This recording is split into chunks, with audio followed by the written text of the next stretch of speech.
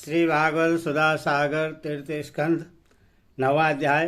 सज्जनों, सभी को नमस्कार। आज आपको श्रीमद् भागवत पुराण में बलराम जी की तरह भगवान की स्तुति की कथा सुनाएंगे। सज्जनों, इस कथा को सुनने से पहले इस चैनल को लाइक एंड सब्सक्राइब जरूर करें। कथा सुनिए। बलराम जी के भगवान की स्तुति। बलराम जी ने कहा, प्रभु आज बहुत समय के बाद मैं आपको जान सका हूँ। अहो, कैसी दुर्भाग्य की बात है कि देहधारी जीव आपके स्वरूप को नहीं जान पाते। भगवान, आपके सिवा और कोई वस्तु नहीं है। जो वस्तु प्रतीत होती है वह भी स्वरूपतः सत्य नहीं है, क्योंकि माया के गुणों के शोभित होने के कारण केवल आप ही अनेकों रूपों में प्रतीत हो रहे हैं। देव आपकी चित्त शक्ति के प्रकाशित रहने के कारण अज्ञान आपसे सदा ही दूर रहता है। आपका यह रूप, जिसके नाभि कमल से मैं प्रकट हुआ हूँ, सैकड़ों अवतारों का मूल कारण है। इसे आपने सत्पुरुषों पर कृपा करने के लिए ही पहले प्रकट किया है। परमात्मा, आपका जो आनंद मात्र भेद रहित अखंड तेजोमय स्वरूप है, उससे मैं इससे भिन्न नहीं समझता। इसीलिए मैंने विश्व की रचना करने वाले होने पर भी विश्वातीत आपके इस अद्वितीय रूप को ही शरण ली है। वही संपूर्ण भूत और इंद्रियों का भी अधिष्ठान है। वही विश्व कल्याणमय मैं आपका उपासक हूँ। आपने मेरे हित के लिए भी मुझे ध्यान में अथवा यह रूप दिखलाया है। जो पापात्मा विषासक्त जीव हैं, वही इसका अनादर करते हैं। मैं तो आपको इसी रूप में बार बार नमस्कार करता हूँ। मेरे स्वामी, जो लोग वेद रूप वायु से लाई हुई आपकी चरण रूप कमल कोश की गंध को अपने कर्णपुटों से ग्रहण करते हैं, उन अपने भक्तजनों के हृदय कमल से आप कभी दूर नहीं होते, क्योंकि वे पराभक्ति रूप डोरी से आपके पाद पद्मों को बांध लेते हैं। जब तक पुरुष आपके अभयप्रद चरण बिंदु का आश्रय नहीं लेता, तभी तक उसे धन, घर और बंधुजनों के कारण प्राप्त होने वाले भय, शोक, लालसा, दीनता और अत्यंत लोभ आदि सताते हैं, और तभी तक उससे मेरेपन का दुराग्रह रहता है, जो दुख का एकमात्र कारण है। जो लोग सब प्रकार के अमंगलों को नष्ट करने वाले आपके श्रवण कीर्तनादि प्रसंगों से इंद्रियों को हटाकर लेश मात्र विषय सुख के लिए दीन और मन ही मन ललायत होकर निरंतर दुष्कर्मों में लगे रहते हैं, उन बेचारों की बुद्धि देव ने हर ली है। अच्युत उरुकर्म, इस प्रजा को भूख प्यास, वात पित्त, कब, सर्दी गर्मी, हवा और वर्षा से परस्पर एक दूसरे से तथा कामाग्नि और दुसह क्रोध से बार बार कष्ट उठाते देखकर मेरा मन बड़ा खिन्न होता है। स्वामी, जब तक मनुष्य इंद्रिय और विषय रूपी माया के प्रभाव से आपसे अपने को भिन्न देखता है, तब तक उसके लिए इस संसार चक्र की निवृत्ति नहीं होती। यदि भी हम मिथ्या है तथा वे कर्मफल भोग का क्षेत्र होने के कारण उससे नाना प्रकार के दुखों में डालता रहता है। देव औरों की तो बात ही क्या, जो साक्षात मुनि हैं, वे भी यदि आपके कथा प्रसंग से विमुख रहते हैं तो उन्हें संसार में फंसना पड़ता है। वे दिन में अनेक प्रकार के व्यापारों के कारण विक्षिप्त रहते हैं, रात्रि में निद्रा में अचेत पड़े रहते हैं। उस समय भी तरह तरह के मनोरथों के कारण क्षण क्षण में उनकी नींद टूटती रहती है, तथा देववश उनकी अर्ध सिद्धि के सब उद्योग भी विफल होते रहते हैं। नाथ, आपका मार्ग केवल गुण स्वर्ण से ही जाना जाता है। आप निश्चय ही मनुष्य के भक्तियों के द्वारा परिशुद्ध हुए हृदय कमल में निवास करते हैं। पूर्ण श्लोक पर हो, आपकी भक्तजन जिस भावना से आपका चिंतन करते हैं, उन साधु पुरुषों पर अनुग्रह करने के लिए आप वही रूप धारण कर लेते हैं। भगवान, आप एक हैं तथा संपूर्ण प्राणियों के अंतःकरण में स्थित उनके परम हितकारी अंतरात्मा हैं।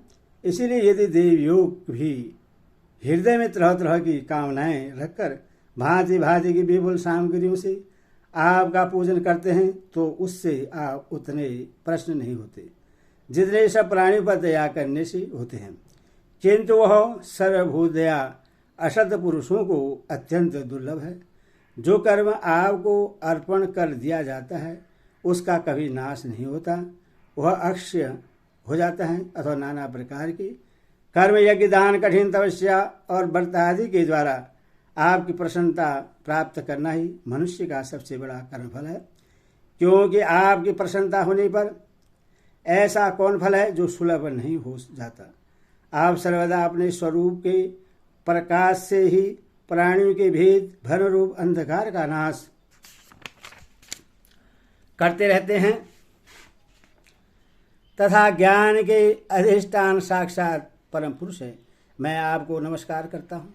संसार की उत्पत्ति, स्थिति और संहार के निमित्त से जो माया की लीला होती है वह आपका ही खेल है, अतः आप परमेश्वर को मैं बार बार नमस्कार करता हूँ। जो लोग प्राण त्याग करते समय आपके अवतार, गुण और कर्मों को सूचित करने वाले देवकी नंदन, जनार्दन, कंस निकंदन आदि नामों का विवश होकर भी उच्चारण करते हैं, वे अनेकों जन्मों के पापों से तत्काल छोड़कर मायादि आवरणों से रहित ब्रह्मा पद प्राप्त करते हैं। आप नित्य जनवा हैं, मैं आपकी शरण लेता हूँ। भगवान, इस विश्व वृक्ष के रूप में आप ही विराजमान हैं। आप ही अपनी मूल प्रकृति को स्वीकार करके जगत की उत्पत्ति, स्थिति और प्रलय के लिए मेरे अपने और महादेव जी के रूप में 3 प्रधान शाखाओं में विभक्त हुए हैं और फिर प्रजापति एवं मनु आदि शाखा पर शाखाओं के रूप में फैलकर बहुत विस्तृत हो गए हैं। मैं आपको नमस्कार करता हूँ। भगवान, आपने अपनी आराधना को ही लोगों के लिए कल्याणकारी स्वधर्म बतलाया है, किंतु वे इस ओर से उदासीन रहकर मर्यादा विपरीत निषिद्ध कर्मों में लगे रहते हैं। ऐसी परमार्थ की अवस्था में पड़े हुए इन जीवों की जीवन आशा को जो सदा सावधान रहकर बड़ी शीघ्रता से काटता रहता है, वह बलवान काल भी आपका ही रूप है। मैं उसे नमस्कार करता हूँ। यदि मैं सत्यलोक का अधिष्ठाता हूँ, जो 2 पदार्थ पर्यटन रहने वाला और समस्त लोगों का वंदनीय है, तो भी आपके उस काल रूप से डरता रहता है। उससे बचने और आपको प्राप्त करने के लिए ही मैंने बहुत समय तक तपस्या की है। आप ही अधियज्ञ रूप से मेरी इस तपस्या के साक्षी हैं। मैं आपको नमस्कार करता हूँ। आप पूर्ण काम हैं, आपको किसी विषय सुख की इच्छा नहीं है, तो भी आपने अपनी बनाई हुई धर्म मर्यादा की रक्षा के लिए पशु, पक्षी, मनुष्य और देवता आदि जीव योनियों में अपनी ही इच्छा से शरीर धारण कर अनेकों लीलाएं की हैं। ऐसे आप पुरुषोत्तम भगवान को मेरा नमस्कार है। प्रभु, आप अविद्या, अस्मिता, राग, द्वेष और अभिनिवेश 5 में से किसी के भी अधीन नहीं है। तथा इस समय जो सारे संसार को अपने उदर में लीन कर भयंकर तरंगमालाओं से विशुद्ध प्रलयकालीन जल में अनंत विग्रह की कोमल शैया पर शयन कर रहे हैं, वह पूर्व कल्प की कर्म परंपरा से श्रमित हुए जीवों को विश्राम देने के लिए ही हैं। आपके नाभि कमल रूप भवन से मेरा जन्म हुआ है। यह संपूर्ण विश्व आपके उदर में समाया हुआ है। आपकी कृपा से ही मैं त्रिलोकी की रचना रूप उपकार में प्रवृत्त हुआ हूँ। इस समय योग निद्रा का अंत हो जाने के कारण आपके नेत्र कमल विकसित हो रहे हैं। आपको मेरा नमस्कार है। आप संपूर्ण जगत के एकमात्र सुहृदय और आत्मा हैं तथा शरणागतों पर कृपा करने वाले हैं। अथवा अपने जिस ज्ञान और ऐश्वर्य से आप विश्व को आनंदित करते हैं, उसी से मेरी बुद्धि को भी युक्त करें, जिससे मैं पूर्व कल्प के समान इस समय भी जगत की रचना कर सकूं। आप भक्त वात्सा कल्पतरु हैं। अपनी शक्ति लक्ष्मी के सहित अनेकों गुणावतार लेकर आप जो जो अद्भुत कर्म करेंगे, मेरा यह जगत की रचना करने का उद्यम भी उन्हीं में से एक है। अथवा इससे रचते समय आप मेरे चित्त को प्रेरित करें, शक्ति पर ध्यान करें, जिससे मैं सृष्टि रचना विषयक अभिमान रूप मल से दूर रह सकूं। प्रभु, इस प्रलयकालीन जल में शयन करते हुए आप अनंत शक्ति परम पुरुष के नाभि कमल से मेरा प्रादुर्भाव हुआ है, और मैं हूँ भी आपकी ही विज्ञान शक्ति। और इस जगत के विचित्र रूप का विस्तार करते समय आपकी कृपा से मेरी वेदरूप वाणी का उच्चारण लुप्त न हो। आप अपार करुणामयी पुराण पुरुष हैं। आप परम प्रेमयी मुस्कान के सहित अपने नेत्र कमल खोलिए और शेष सैया से उठकर विश्व के उद्भव के लिए अपनी सुमधुर वाणी से मेरा विषाद दूर कीजिए। श्री मैत्री जी कहते हैं, विदुर जी, इस प्रकार तब विद्या और समाधि के द्वारा अपने उत्पत्ति स्थान श्री भगवान को देखकर तथा अपने मन और वाणी की शक्ति के अनुसार उनकी स्तुति कर ब्रह्मा जी थके से होकर मौन हो गए। श्री मधुसूदन भगवान ने देखा कि ब्रह्मा जी इस प्रलय जल राशि से बहुत घबराए हुए हैं तथा लोक रचना के विषय में कोई निश्चित विचार न होने के कारण उनका चित्त बहुत खिन्न है। तब उनके अभिप्राय को जानकर वे अपनी गंभीर वाणी से उनका खेद शांत करते हुए कहने लगे।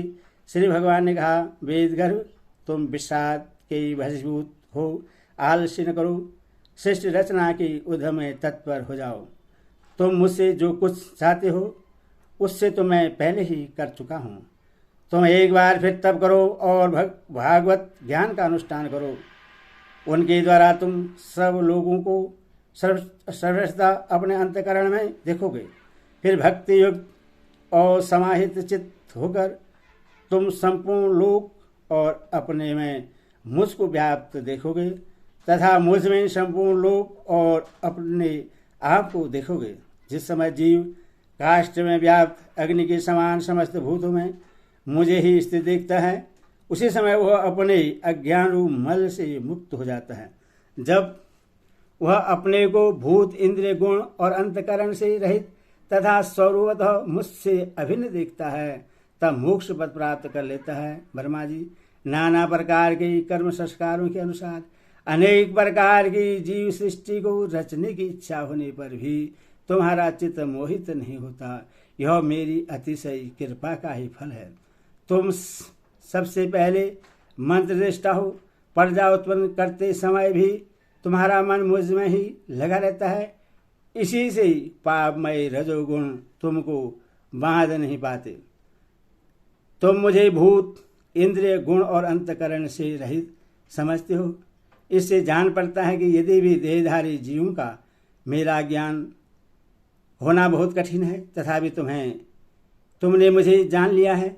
मेरा आश्रय कोई है या नहीं, इस संदेह से तुम कमल नाल के द्वारा जल में उसका मूल खोज रहे थे, सो मैंने तुम्हें अपना यह स्वरूप अंतकरण में ही दिखलाया है।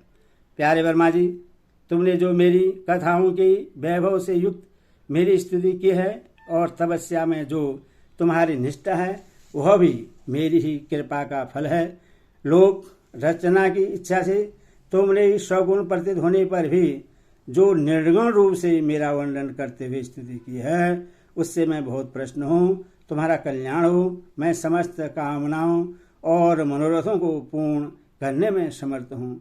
जो पुरुष नित्य प्रति इस स्रोत द्वारा स्तुति करके मेरा भजन करेगा, उस पर मैं शीघ्र ही प्रसन्न हो जाऊंगा।